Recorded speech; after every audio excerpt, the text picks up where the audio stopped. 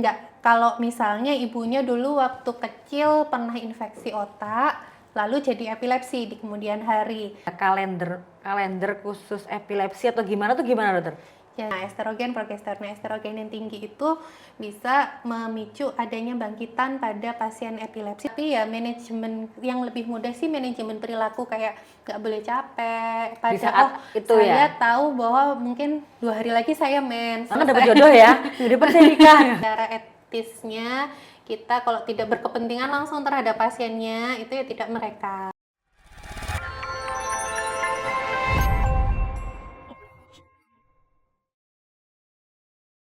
Assalamualaikum warahmatullahi wabarakatuh. Selamat datang di Podcast Sapa Sehat Rumah Sakit Umum Universitas Muhammadiyah Malang. Ketemu lagi sama saya Kiki sebagai host pada episode kali ini.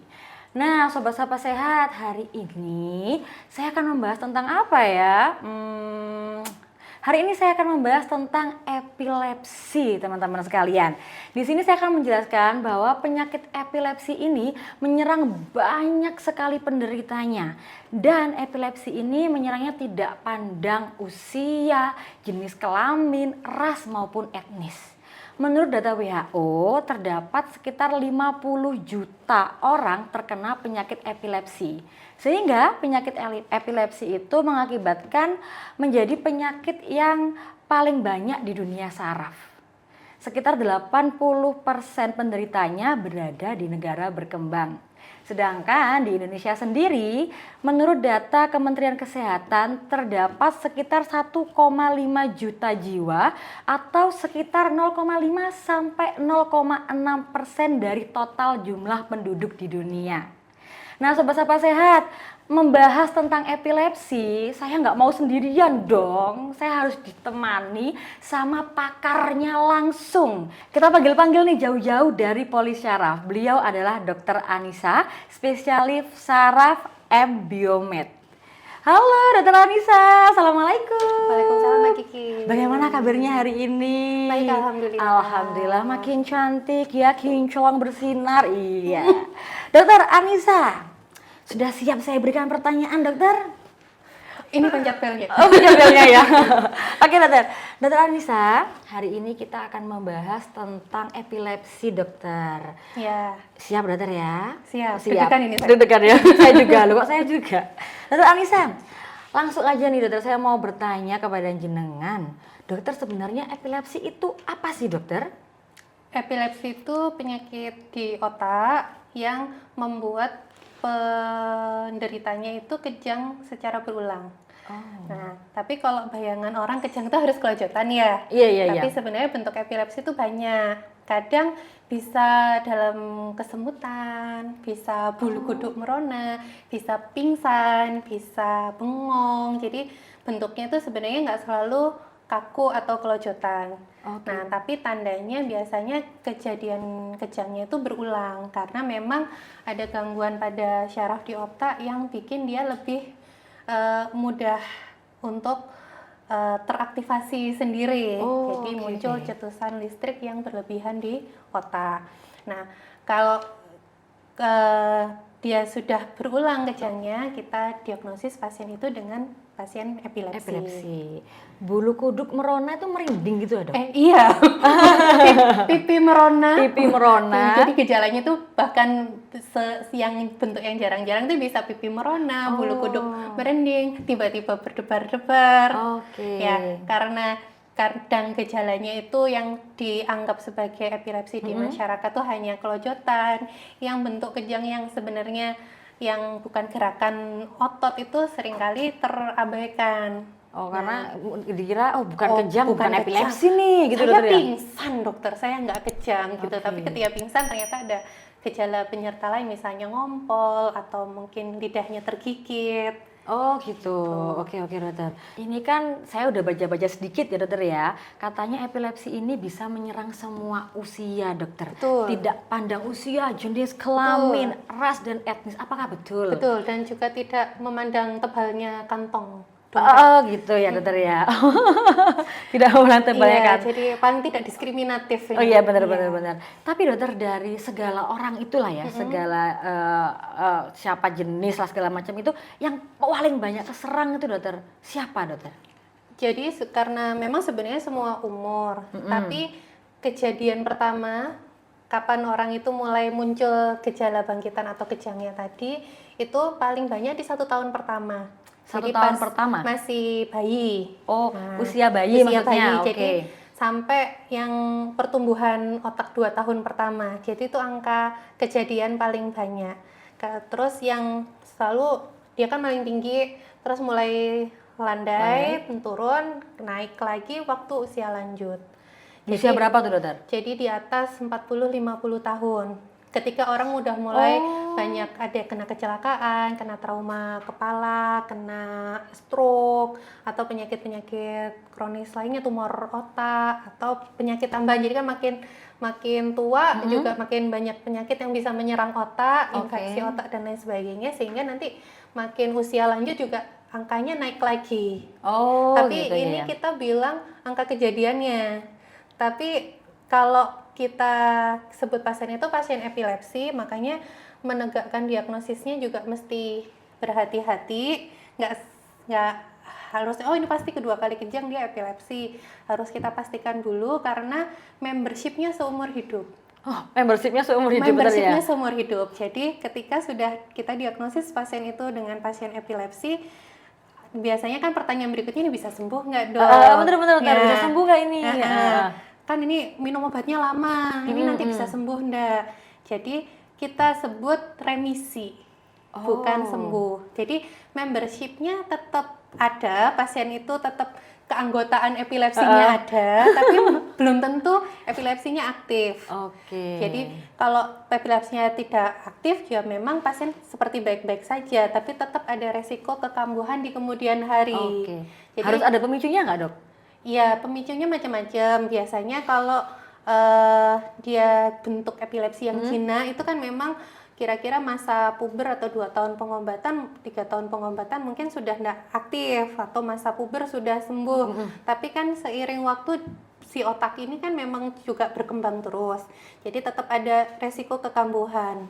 Tetapi kalau pasiennya masih aktif, maksudnya masih dalam pengobatan epilepsi, kayak kecapean atau mungkin sinar lampu yang kedip-kedip kayak dulu kita jam beberapa tahun lalu pernah ada ceritanya yang anak di Jepang nonton film Pokemon tiba-tiba kejang berjamaah. Gitu, ada tuh dok? Ada, itu Oh, dicetuskan itu kenapa? oleh fotosensitif karena lampu yang berkedip-kedip. Oh bisa ya dok ya? Baru Bisa. tahu saya dok. Oke. Jadi nggak cuma kadang kecapean dan yang mungkin nanti sesuai dengan topik pembahasan di hari ini tentang kejang yang dipicu oleh siklus menstruasi, utamanya pada perempuan. Tapi pasien epilepsi sendiri ya 50-50, 50% pasien itu laki-laki, 50% perempuan. Jadi memang nggak pandang jenis kelamin, sama-sama tetap bisa menderita epilepsi. Oke. Tadi jenengan sempat membahas tentang perempuan dokter ya. Nah ini saya juga berpikir dokter, kalau perempuan nih, ini obat ini harus diminum seumur hidup nggak dokter? Kalau pada masa pengobatan epilepsi itu kan sebenarnya kita mengobatinya 3 tahun sampai 5 tahun bebas kejang. Tapi dalam perjalanannya itu memang respon pasien itu berbeda-beda. Ada yang di 30% yang pertama atau satu kelompok yang pertama itu memang bisa sampai berhenti obat. Nah, di pasien yang kedua kalau kita hentikan obatnya dia ternyata kambuh lagi kejangnya. Dan di kategori yang sepertiga yang terakhir itu yang meskipun kita sudah berikan obat secara maksimal, pasiennya memang belum bisa terkontrol kejangnya. Jadi respon pasien terhadap pengobatan itu juga bermacam-macam. Tergantung pasiennya. Sehingga kalau pada perempuan, meskipun dia sakitnya dari kecil, ada yang memang sudah sembuh sebelum dia masa puber atau kita sebutnya remisi tadi sebelum dia masa puber. Ada yang memang berlanjut sampai usia reproduksi atau bahkan sampai usia dewasa sampai tua. Oh gitu. Terus kalau misalnya nih dokter ya, ternyata dia berlanjut sampai usia reproduksi tadi yang jenengan bilang ya, itu apakah obat ini aman dokter ya kira-kira untuk ibu hamil? Jadi memang untuk wanita usia subur atau sebenarnya nggak cuma wanita ya, laki-laki usia subur, karena kan kalau masa reproduksi itu kita bilangnya untuk menghasilkan keturunan. Betul. Nah, untuk menghasilkan keturunan itu ada satu gen yang dari perempuan dan ada satu gen yang dari laki-laki kan, terus bergabung menjadi bayinya. Nah, karena perempuan itu juga 50% genetik dari ibunya, maka ya kita pilihkan ada rekomendasi obat yang boleh digunakan untuk masa kehamilan. Atau bahkan kalau memang belum merencanakan kehamilan, pada usia reproduksi itu memang kita pilihkan obat yang lebih aman. Oh, berarti ada sendiri ya obat? Kalau dia sewaktu-waktu nanti memang hamil, kan karena itu harus merencanakan dulu. Ini saya memiliki epilepsi dan saya ada rencana untuk menikah dan ada program hamil. Nah, itu sudah direncanakan jauh-jauh hari. Dan harus konsultasi tentunya harus ya. Konsultasi supaya kadang kan pasiennya takut kalau aku minum obat ini bahan kimia bisa membahayakan bayinya. Nah, kalau obatnya memang kita sudah pilihkan yang jenis golongan yang lebih aman untuk wanita yang sedang hamil, ya insya Allah angka kejadian kecacatan pada bayinya juga lebih rendah. Ya seperti halnya resiko pada wanita yang tidak epilepsi gitu. Betul. Tadi jenengan sanjang kalau resiko kepada bayinya rendah. Jadi sebenarnya kalau penyakit epilepsi ini menurunkan kepada anaknya nggak sih dok? Kalau ibunya epilepsi nih, nah anaknya kira-kira menurunkan juga nggak? Nah, epilepsi sendiri ada berbagai sebabnya ya. Memang salah satu penyebabnya adalah genetik. Ya, jadi kalau si ibu itu epilepsi dan dia ada rencana untuk hamil nih, kira-kira anak saya akan epilepsi juga enggak? Nah, kita runut di keluarga besar ibunya. Jadi atau keluarga besar ayahnya, misalnya ayahnya yang epilepsi, itu apakah juga akan menurunkan ke anaknya? Nah, tergantung dari silsilah keluarganya itu apakah memang ada penurunan genetik. Biasanya kalau epilepsi yang diturunkan, maka atas-atasnya kakeknya ada yang epilepsi. Enggak, kalau misalnya ibunya dulu waktu kecil pernah infeksi otak, lalu jadi epilepsi di kemudian hari. Nah, itu nggak diturunkan karena secara bawaan genetik ibunya ketika lahir kan belum punya gen epilepsi. Oh iya. Nah, jadi belum sampai atas buyut-buyut itu belum ya. Nggak ada. Oke. Kemudian dokter, apakah ada pengaruh hubungan antara penyakit epilepsi terhadap, nah ini kita bahas siklus menstruasi pada wanita ya dokter ya. Kalau tadi kan kita sudah bahas tentang reproduksi untuk ibu hamil dan apakah genetik menurun pada anaknya, sekarang agak mundur sedikit kepada remaja. Remaja yang terkena epilepsi tapi dia menstruasi dokter. Ya. Saya pernah dengar kayak ada kalender khusus epilepsi atau gimana dokter? Jadi kalau pada perempuan itu kan salah satu faktor pencetus kejang itu kan hormonal.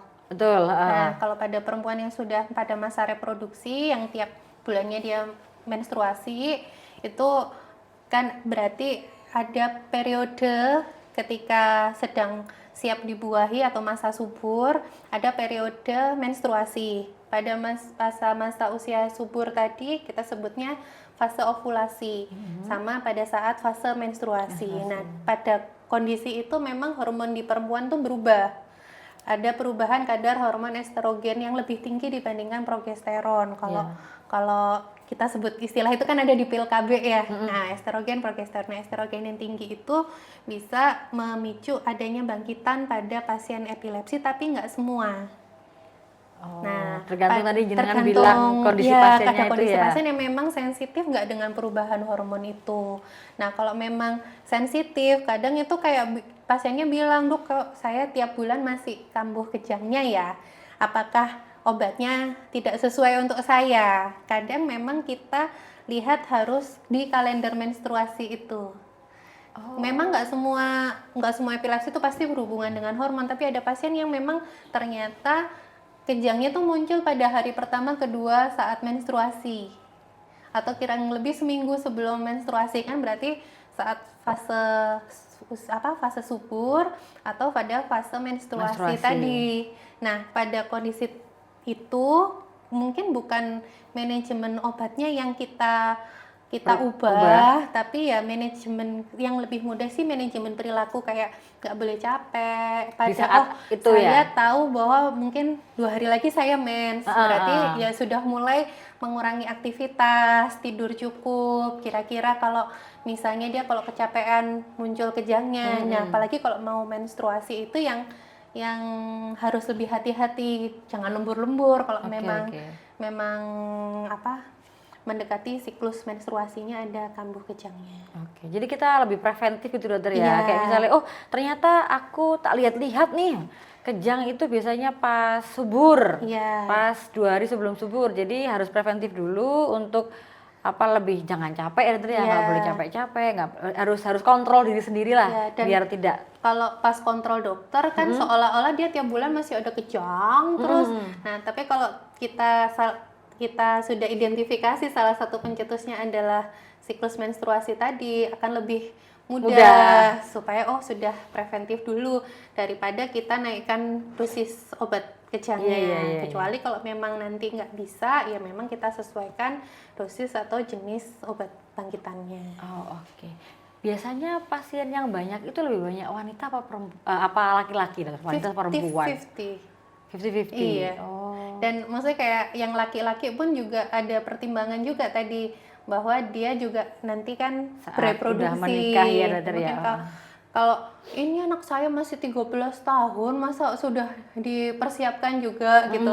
Sebenarnya sudah dipersiapkan juga gitu loh, karena nanti kalau memang dia penggantian obat itu kan juga belum tentu cocok. Mulai dari respon bangkitan atau efek samping obat. Jadi kadang nggak bisa, dokter saya minggu depan mau menikah gitu. Coba enak banget ya. Bukan ngasih undangan kan, bukan, tapi mau enak banget dapat jodoh ya. Minggu depan saya nikah. Gitu.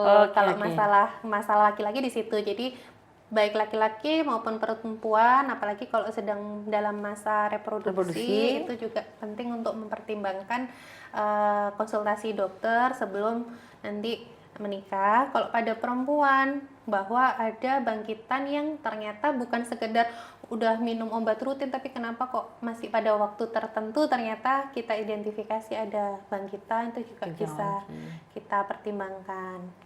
Sama dysmenorrhea itu juga ternyata kejadiannya lebih sering pada orang yang epilepsi dibandingkan yang tidak epilepsi, wanita epilepsi dengan yang tidak epilepsi. Oh gitu? Ya, apa dilepen ya bahasa. Iya, dilepen. Bahasa Inggrisnya dilepen dokter ya. Dilepen. Iya. Oh gitu. Gitu. Wow. Jadi kan nggak nyaman ya kalau hari pertama dilepen, itu juga mempengaruhi stres juga. Sehingga juga orang yang nggak sakit epilepsi aja kalau lagi dysmenorrhea, masya Allah dokter ya kan. Nah ini yang epilepsi itu, misalnya kalau nggak epilepsi itu kejadiannya mungkin 50-50 ya, separuhnya dilepen, separuhnya enggak. Di epilepsi mungkin lebih sering, mungkin sampai 70-80% itu mengalami dysmenorrhea. Intinya apapun untuk pasien yang sudah terdiagnosa epilepsi, kontrol ke dokter itu harus rutin ya dokter ya. Jadi nggak boleh lepas dan jangan diputusin sendiri gitu. Betul. Dokter ya. Tapi nanti saya bilang gini, para calon-calon mertua tuh khawatir kalau punya mantu epilepsi. Nah, kalau tadi apakah nanti kalau mantunya epilepsi akan menurunkan pada anaknya? Ya belum tentu. 1. Terus 2, apakah nanti kalau mantunya punya epilepsi itu apakah akan lebih susah punya anak? Itu juga belum tentu. Jadi angka fertilitasnya secara umum sih sama, asalkan tadi bangkitannya harus terkontrol, kejangnya harus terkontrol dulu. Harus tahu dulu ya penyebabnya itu di mana. Jadi bisa mengatasinya tanpa harus menambahkan dosis obat tadi katanya dengan. Oke. Kemudian dokter, mitos ataukah fakta dokter bahwa epilepsi tidak bisa disembuhkan? Gimana jawabnya?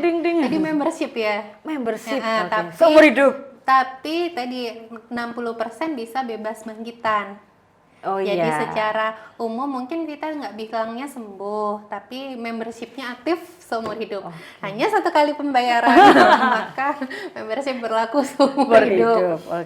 Tapi tadi kan saya cerita ada 3 kategori. Setidaknya 2/3 dari pasien epilepsi itu baik dengan obat atau maupun sudah menghentikan pengobatannya atau kita nyatakan aman untuk berhenti pengobatannya, itu ya nggak kejang, Oh iya ya. ya nggak muncul bangkitan. Nah, Oke. jadi secara umum kalau dibilang sembuh mungkin memang enggak, jadi fakta ya.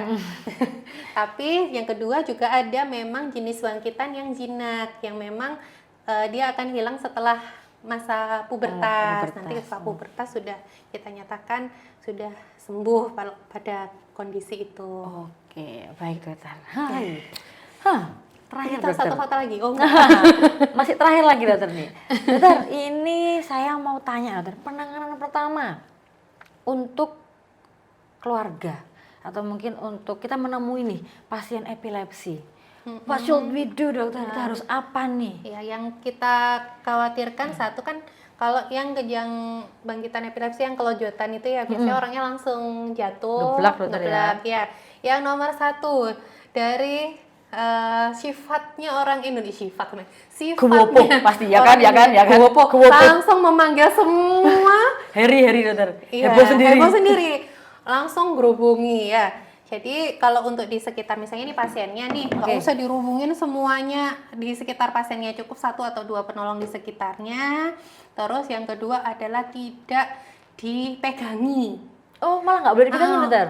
Jadi itu nanti kebentur atau kena barang-barang pecah belah ya, itu barang pecah belahnya yang disingkirkan. Terus kalau tenaganya kan dia nggak bisa kontrol gerakannya, bisa terlalu kuat, itu antara penolongnya yang kalah atau pasiennya yang kalah. Misalnya nih kakek-kakek umur 80 yang kejang, ini ditahan itu bisa fraktur semua nanti tulangnya. Jadi tidak ditahan, cuman kita biarkan di sekitar pasien tuh lingkungan yang aman. Mungkin kalau bisa diberikan bantalan, terus pasiennya dimiringkan ke kemana aja yang bisa miring. Oke. Ya, miringkan ke salah satu sisi supaya lidah itu enggak jatuh ke belakang, sama kan sering ngiler-ngiler gitu ya, supaya liur itu juga enggak tersedak ke jalan nafasnya. Terus yang ketiga, penolong itu harus ngitung berapa lama sambil kan mencari bala bantuan.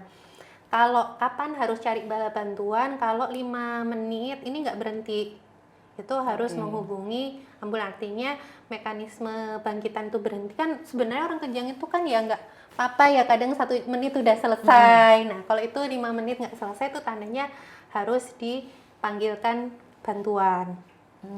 Ya, terus yang selalu sering dilakukan oleh umat manusia adalah memasukkan ke mulut. Nah, itu tidak gimana? Boleh memasukkan ke mulut. Jadi apapun itu. Sendok katanya. Iya boleh. Kos kaki. Jangan. Jangan itu hodok karena sebab lainnya. Ya, atau ya yang sering itu orang tua karena takut anaknya kegigit lidahnya, masukin tangan orang tuanya. Gigit dong. Ya, nah kalau berdarah, si darah itu leleran keluarnya darah itu bisa menyebabkan aspirasi juga. Jadi anaknya bisa tersedak karena darah itu tadi. Iya, bahan asing yang masuk ke jalan nafasnya. Oh, jadi zaman dulu kan pakai sendok, suruh kasih sendok. Iya, ini nanti lidahnya putul ya. Sebenarnya kalau kejang sungguhan itu yang tergigit biasa di pinggir lidahnya. Jadi sebaiknya memang tidak memasukkan apapun. Terus kalau ternyata orang itu sebenarnya nggak tahu punya riwayat epilepsi atau enggak. Nah, si saksi mata itu daripada gupuh itu menjadi observator yang baik. Dilihat, diamati, diraba, diterawang. Enggak diterawang, dilihat saja itu kira-kira anggota tubuh mana yang terdampak ketika muncul kejang. Misalnya contoh. Kalau kejang itu kan ada yang matanya lirik ke kiri atau matanya lirik ke kanan, noleh kemana, posisi tangan gimana. Mungkin nggak ada anggota tubuh yang sebenarnya lebih tinggi. Nah, itu akan membantu kami dokter saraf dan dokter anak untuk mengelompokkan jenis kejangnya, karena nanti berpengaruh pada jenis obat yang diberikan. Gitu. Gitu ya. Berarti nanti bisa. Jadi si observator itu daripada Harry tadi mengamati pada detik kesekian. Tapi pasti di sekelilingnya kok menengah ya sih ibu ya. Ya, paling nggak ada satu yang di dekatnya Pembantu. pasien kan. Oh iya. Tentu pasien ini kan butuh oksigen ya. Iya. Nek dirubung, ngep iku di dalam ya. Belum dirubung terus direkam terus viral. Ya. Ya biasanya lah gitu lah dokter ya. Ya kalau bisa kita tetap menjaga martabat si pasien itu ya. Betul. Kan kalau misalnya pasien itu kejang kan dia nggak bisa ada kontrol terhadap dirinya, mungkin baju tersingkap ya. Iya, Kalau iya. bisa sih secara etisnya kita kalau tidak berkepentingan langsung terhadap pasiennya itu ya tidak merekam. Tuh. Kecuali memang untuk kepentingan diagnosis, misalnya ini untuk ditunjukkan ke dokternya. Nah, tapi kalau ini ternyata orang sambil lalu yang kira-kira nggak peduli sama si pasien itu lagi ya sebaiknya tidak. Dihargai Ya, privasi dari orangnya. pasiennya. Oke, baik dokter. Dokter mungkin ada yang mau disampaikan kepada sobat sehat di rumah? Jadi memang tadi kan Mbak Kiki bilang bahwa pasien epilepsi ini banyak. Jadi mungkin akan ada orang-orang itu bertemu dalam hidup kita. Ya. Tidak perlu diberikan stigma yang berlebihan. Ya ini penyakit yang sama aja dengan penyakit yang lain yang ada obatnya, tidak menular dan bisa kena siapa aja. Yang mungkin kita dulu nggak ada epilepsi, ada faktor mungkin nggak tahu ada stroke atau infeksi atau ada trauma kepala di kemudian hari, ternyata bisa jadi juga bisa epilepsi. Dan tidak semua epilepsi itu kategorinya genetik. Jadi belum tentu kalau punya calon mantu epilepsi itu akan epilepsi juga anaknya, ya dilihat-lihat dulu. Terus secara fertilitas, untuk hamil, untuk punya anak, untuk menyusui, proses melahirkan dan lain sebagainya itu kan juga kurang lebih sama. Jadi yang epilepsi pun bisa terjadi resiko kehamilan kan tetap ada meskipun ringan ataupun berat. Jadi ya tetap diperlakukan sama aja. Terus yang mungkin kalau secara etiknya kan sebenarnya dia nggak bisa ada kontrol terhadap dirinya, jadi sebaiknya kita menjaga martabat dia ketika dia sedang ada serangan. Toh itu hanya muncul 1 menit, bisa jadi itu cuma 1 kali dalam 1 tahun atau seumur hidupnya cuman sekali itu dulu. Kalau misalnya pas kebetulan muncul ya mungkin memang dia nggak ada kontrol terhadap dirinya, tapi setelah masa periode serangan itu dia kan kembali seperti sedia kala, kayak nggak ada apa-apa. Artinya untuk bekerja, bahkan dokter, perawat itu atau guru, bahkan presiden, artis itu juga ada yang sakit epilepsi. Jadi bukan berarti kalau misalnya jenengan juga mengidap epilepsi itu harus disembunyikan dan nggak berobat gitu ya. Jadi tetap melakukan pengobatan seperti yang seharusnya, dan kalau memang dalam periode masa reproduksi sebaiknya ke dokter untuk konsultasi dulu setidaknya sebelum punya anak atau sebelum merencanakan untuk menikah. Karena mungkin ada penyesuaian atau ya penentuan jenis obatnya gitu lah. Baik. Dokter, terima kasih banyak dokter. Kita ngobrolnya banyak sekali ya. Iya ternyata ya. Tadi kayaknya 20 menit jadi 2 jam. Jadi lanjut part 2 ya. Oke dokter, baik sobat-sobat sehat, gak terasa nih waktunya sudah cukup lama kita ngobrol dan ternyata seru banget. Terima kasih untuk sobat sehat di rumah sudah menonton podcast kita pada hari ini. Semoga ilmu yang diberikan oleh dokter Anissa sangat bermanfaat untuk sobat sehat di rumah. Oke, kalau misalnya ada pertanyaan bisa tulis di kolom komentar. Jangan lupa untuk like, subscribe, dan like ini nih channel YouTube UMM Hospital. Oke, saya Rizky Octavia dan Anissa pamit undur diri. Wassalamualaikum warahmatullahi wabarakatuh. Dadah.